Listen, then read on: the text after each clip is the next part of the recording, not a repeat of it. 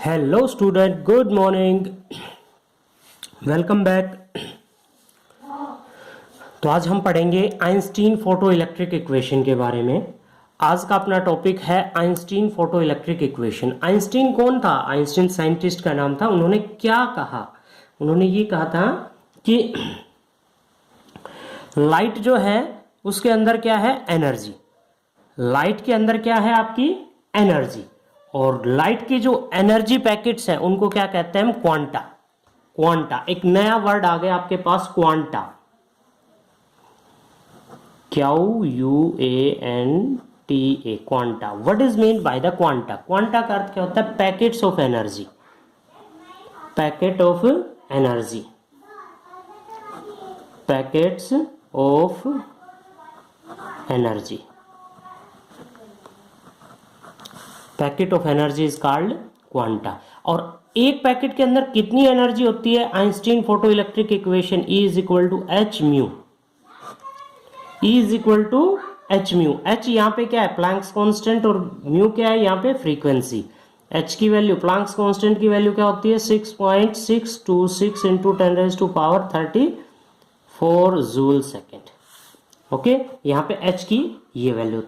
अब हम इस इक्वेशन को समझने की कोशिश करते हैं। देखिए कैसे।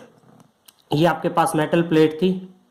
मेटल प्लेट पे लाइट रेडिएशंस फॉल हो रहे थे और इससे इलेक्ट्रॉन्स बाहर निकलते। ये जो लाइट रेडिएशंस है इनकी एनर्जी, लाइट रेडिएशन की एनर्जी क्या काम करती है? ये लाइट रेडिएशन की एनर्जी दो काम करती है। एक पहला काम तो इलेक्ट्रॉन को बाहर निकालने का, और दूसरा काम इसकी काइनेटिक एनर्जी प्रोवाइड करवाने का। तो दो काम करती है। तो ये जो एनर्जी है वो दो में कन्वर्ट होगी। अब मिनिमम एनर्जी, ये कहें minimum energy required to free या required to eject the electron from metal surface is called work function. तो एक बात आ गई आपके पास, work function. What is mean by the work function? Work function क्या होता है? द मिनिमम एनर्जी जो इलेक्ट्रॉन्स को इस मेटल सरफेस से बाहर निकालेगी, वो मिनिमम एनर्जी वर्क फंक्शन कहलाती है। किसके इक्वल होगा? W is equal to H mu naught. क्योंकि इलेक्ट्रॉन कब निकलते हैं? थ्रेशोल्ड फ्रीक्वेंसी पे। अच्छा, ये जो है एक काम तो हो गया आपका इलेक्ट्रॉन को बाहर निकालने का, दूसरा काम है काइनेटिक एनर्जी का। तो टोटल एनर्जी किस में टूट गई? एक तो वर्क फंक्शन में और दूसरी काइनेटिक एनर्जी में। तो इसको हम यहाँ पे कैसे कर सकते हैं? H mu. ई की वैल्यू क्या थी आपके पास? H mu. इसकी वैल्यू क्या थी? H mu not plus kinetic energy. तो यदि हमने काइनेटिक एनर्जी निकालनी है तो काइनेटिक एनर्जी किसके इक्वल हो जाएगी आपकी? ये इधर आके माइनस का हो गया, H into mu minus mu naught. This is the equation for kinetic energy. ये क्या आ गई आपकी? Kinetic energy. Einstein photo electric equation, इसको हम क्या कहते हैं? Einstein photo electric equation. Okay, अब इसी बेस पे हम चारों लॉज को डिफाइन कर सकते हैं। तो देखिए, फर्स्ट लॉ क्या कहता है? फर्स्ट लॉ कहता है कि below the threshold frequency there is no emission. Below the threshold frequency there is no emission. तो थ्रेशोल्ड फ्रीक्वेंसी से नीचे कोई भी एमिशन नहीं होगा। तो थ्रेशोल्ड फ्रीक्वेंसी मतलब जो इंसिडेंट लाइट थी उसकी फ्रीक्वेंसी यदि इससे कम होगी, म्यू की वैल्यू म्यू नोट से यदि कम होती है, तो उस सिचुएशन में क्या आएगी? Minus kinetic energy minus. This is not possible, negative not possible. तो थ्रेशोल्ड फ्रीक्वेंसी से म्यू की वैल्यू ग्रेटर देन होनी चाहिए म्यू नोट से, थ्रेशोल्ड फ्रीक्वेंसी से ज्यादा होनी चाहिए उस सिचुएशन के अंदर। और दूसरा है कि फ्रीक्वेंसी डायरेक्टली प्रोपोर्शनल होती है, या काइनेटिक एनर्जी किसके डायरेक्टली प्रोपोर्शनल होती है? फ्रीक्वेंसी के। तो यदि इसकी वैल्यू जितनी ज्यादा होगी काइनेटिक एनर्जी उतनी ज्यादा होगी। म्यू की वैल्यू जितनी ज्यादा काइनेटिक एनर्जी उतनी ज्यादा। और तीसरा लॉ क्या कहता है कि इंटेंसिटी जितनी ज्यादा होगी, फोटो इलेक्ट्रॉन्स की संख्या उतनी ज्यादा होगी। इंटेंसिटी, लाइट की इंटेंसिटी हम इंक्रीज करेंगे। तो photon will emit on one electron. एक फोटोन, अब बात करें फोटोन क्या होता है? Photon packets of energy quanta के अंदर। If intensity of incident light is increase तो फोटोन की संख्या भी इंक्रीज होगी, और इलेक्ट्रॉन्स की संख्या इंक्रीज होगी तो photo electric current will also increase. तो यहाँ पे अपने पास क्या आ गया कि फोटोन की संख्या जितनी ज्यादा, इलेक्ट्रॉन उतना ज्यादा, करंट उतना ज्यादा। तीन बातें यहाँ पे ध्यान रखनी कि इंटेंसिटी ज्यादा होगी तो इलेक्ट्रॉन्स की संख्या ज्यादा होगी, फ्रीक्वेंसी ज्यादा होगी तो इलेक्ट्रॉन की काइनेटिक एनर्जी ज्यादा होगी, फ्रीक्वेंसी यदि थ्रेशोल्ड फ्रीक्वेंसी से कम होगी तो इसमें से इलेक्ट्रॉन बाहर निकलेंगे ही नहीं। तो this is the photo electric emission. Okay, तो ये हमने laws of photo electric emission को एक्सप्लेन किया on the basis of Einstein photo. Next हम चलते हैं de Broglie hypothesis. De Broglie hypothesis क्या होता है? De Broglie hypothesis, de Broglie hypothesis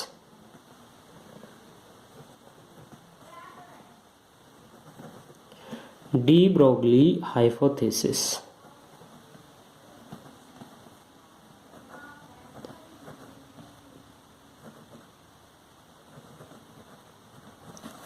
तो क्या आता है डी ब्रोगली हाइपोथेसिस? जैसे अभी अभी हम जो स्टडी कर रहे हैं उसके अंदर क्या है कि मैटर के ड्यूल नेचर की स्टडी कर रहे हैं, मैटर के ड्यूल नेचर की। तो मैटर का एक नेचर तो हमने पढ़ा पार्टिकल और दूसरा है वेव। तो पार्टिकल की तो एनर्जी पढ़ी हमने, Einstein photo electric equation, quanta, photon, इन सब की स्टडी की। दूसरा नेचर हम वेव नेचर स्टडी करते हैं और उसके लिए क्या निकालेंगे हम? वेवलेंथ। ठीक है, तो वेवलेंथ, वेव नेचर को स्टडी करने के लिए then matter will also have dual nature. तो the wave associated with moving with matter is called matter waves. The waves associated with moving, the wave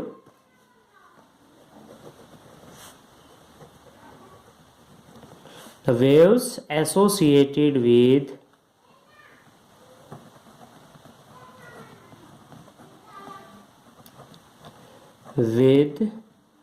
a moving matter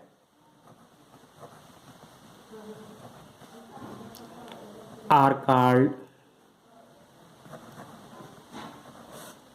matter waves.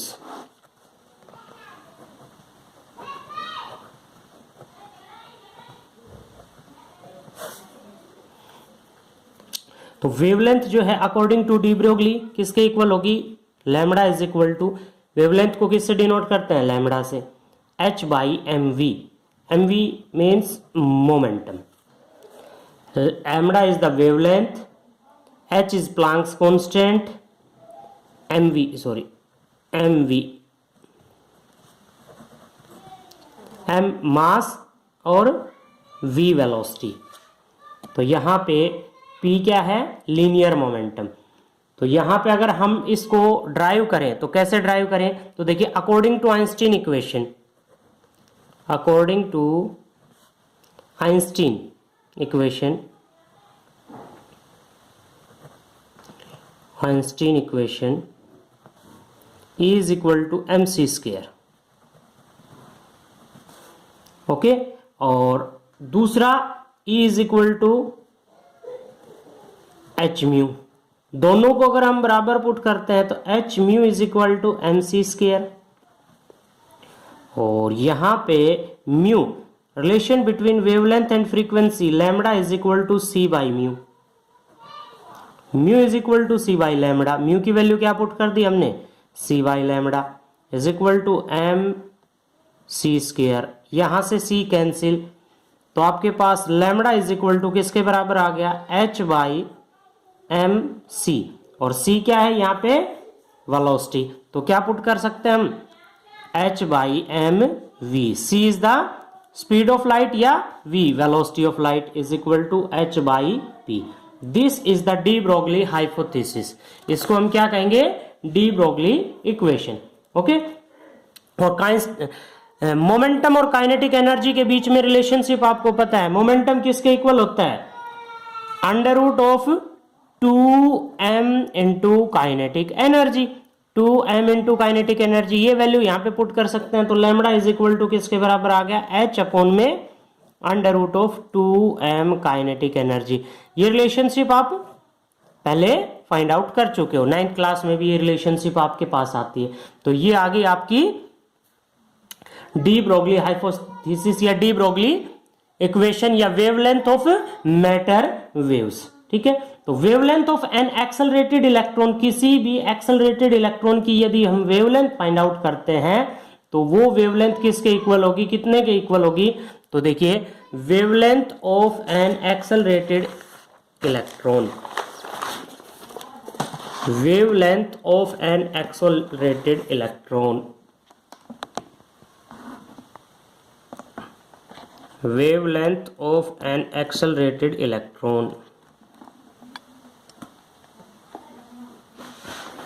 कैसे, wavelength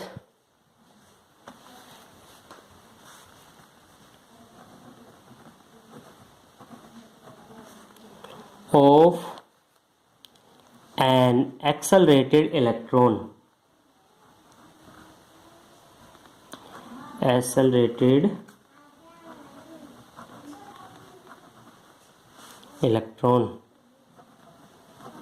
कैसे, देखिए यहां आपके पास कोई भी metal wave थी, यहां से हमने लाइट इंटेंसिटी इस पे डाली और इलेक्ट्रॉन्स बाहर निकले। जो इलेक्ट्रॉन्स बाहर निकलेंगे उनकी वेव्स यानी कि वेवलेंथ कितनी होगी, तो हमने फाइंड आउट किया lambda is equal to h by M V. ये क्वेश्चन अभी आपने फाइंड आउट की थी। तो work done by potential difference, जो भी काम होगा यानी कि यहां पे अगर हम क्या लगाते हैं, दूसरी प्लेट एनोड अप्लाई करते हैं जो इनको कैच करेगी, तो उनका वर्क डन किसके इक्वल होगा, इन इलेक्ट्रॉन्स को अपनी तरफ मूव करना। उसका काम क्या होगा, इलेक्ट्रॉन्स को अपनी तरफ मूव करना, इलेक्ट्रॉन्स को अपनी तरफ मूव करना यानी कि इनकी काइनेटिक एनर्जी के अंदर। तो वो पोटेंशियल किसके बराबर होता है, पोटेंशियल वर्क अपॉन में चार्ज। तो वर्क इज इक्वल टू किसके बराबर हो गया, potential into charge, Q V is equal to kinetic energy 1/2mv²। यहां से हम वेलोसिटी अगर फाइंड आउट करते हैं तो v is equal to under root of 2, ये 2 इधर चला गया, क्यू वी, देखिए ये v पोटेंशियल है, ये v वेलोसिटी है अपॉन में m। ठीक है, ये वैल्यू का इसकी उठा के अपने पास इक्वेशन में पुट करते हैं, तो लैम्बडा इज इक्वल टू किसके बराबर, h अपॉन में क्या आ गया, ये वैल्यू कहाँ पुट की हमने इस इक्वेशन के अंदर, m into under root of 2qv by m। इन सभी की वैल्यू यदि हम पुट करते हैं, क्या है, चार्ज, चार्ज कितना होता है, इलेक्ट्रॉन पे चार्ज होता है 1.6 into 10⁻⁻19। v potential apply, m mass of electron कितना होगा 9.1 इंटू 10⁻31 kg। तो ये सभी वैल्यू यहाँ पे पुट करते हैं, तो लैम्बडा की जो वैल्यू आएगी वो आपकी आएगी, h प्लैंक्स कांस्टेंट की वैल्यू 6.26 इंटू 10⁻34 अपॉन में 9.1 into 10⁻31 under root of 2 into 1.6 into 10⁻⁻19 into v upon में 9.1 इंटू 10⁻31। इस पूरी इक्वेशन को जब हम सोल्व करेंगे तो किसके इक्वल आएगी ये वैल्यू आती है आपकी 12.27 अपॉन में अंडर रूट वी, और एंगस्ट्रॉन में आएगी 10⁻10 और 10⁻10 को हम कर देते हैं एंगस्ट्रॉन।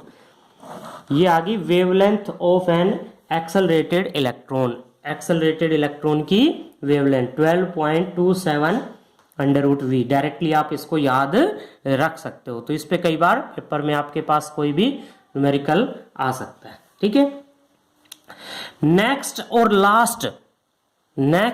लास्ट इस टॉपिक, इस यूनिट का, यूनिट नंबर 7 का, वो है आपके पास Davisson and Germer experiment, demonstration the wave nature of electron. Electron के वेव नेचर को शो करने के लिए एक्सपेरिमेंट है, डेमोन्स्ट्रेशन, डेमो। तो नेक्स्ट हम चलते हैं deviation and Germer experiment.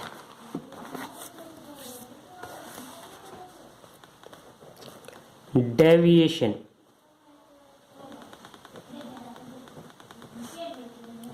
And Germer experiment.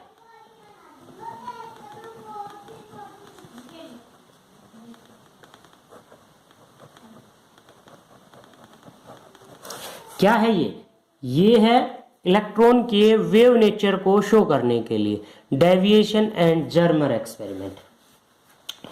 तो डी ब्रोगली ने हमें क्या बताया? डी ब्रोगली ने कहा था कि क्या moving particle will have wave associated. D Broglie hypothesis में हमने क्या पढ़ा था कि मूविंग पार्टिकल यानी कि electrons have wave nature. This things was experimentally study by Davisson and Germer in 1927 में। तो इसमें क्या कहा कि इसमें सबसे पहले हम एक फिलामेंट लेते हैं कैथोड। किस तरह का एक एक्सपेरिमेंट सेटअप करते हैं कि एक फिलामेंट हमने लिया जो इलेक्ट्रॉन्स की बीम को यहाँ पे शो करेगा।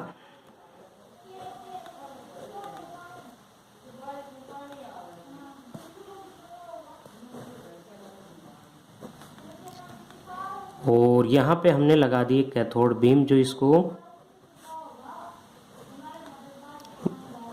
स्ट्रेट लाइन में करने का काम करेगी, कुछ इस तरह से।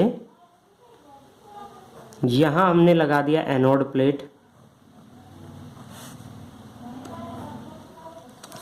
यहां हमने लगा दिया एक क्रिस्टल,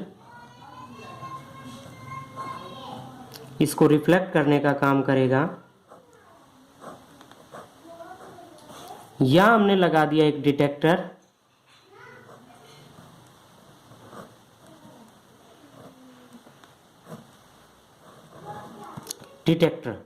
जो डिटेक्ट करेगा।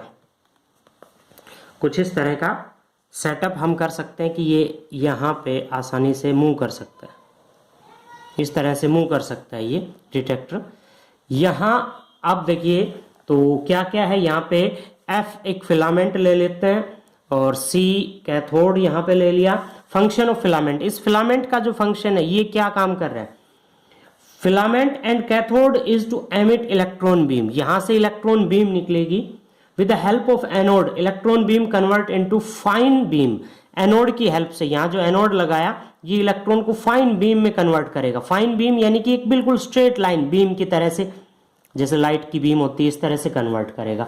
After passing through the anode electron beam strike crystal, यहां पे ले लिया हमने एक निकल का क्रिस्टल, और ये क्या काम करता है? ये क्रिस्टल डिफ्लेक्ट करने का, स्कैटर्ड करने का काम करता है, और इसको यहां से जब स्कैटर्ड करेगा तो इसको कैच करने का काम करेगा डिटेक्टर। यहां पे एक डिटेक्टर लगा दिया। डिटेक्टर इज कनेक्टेड टू, किससे कनेक्ट है? Galvanometer, which is measure the electron current, जो इलेक्ट्रॉन के करंट को मेजर करेगा। यहाँ पे हमने गैल्वेनोमीटर वगैरह वगैरह कुछ भी लगा दिया इस तरह से।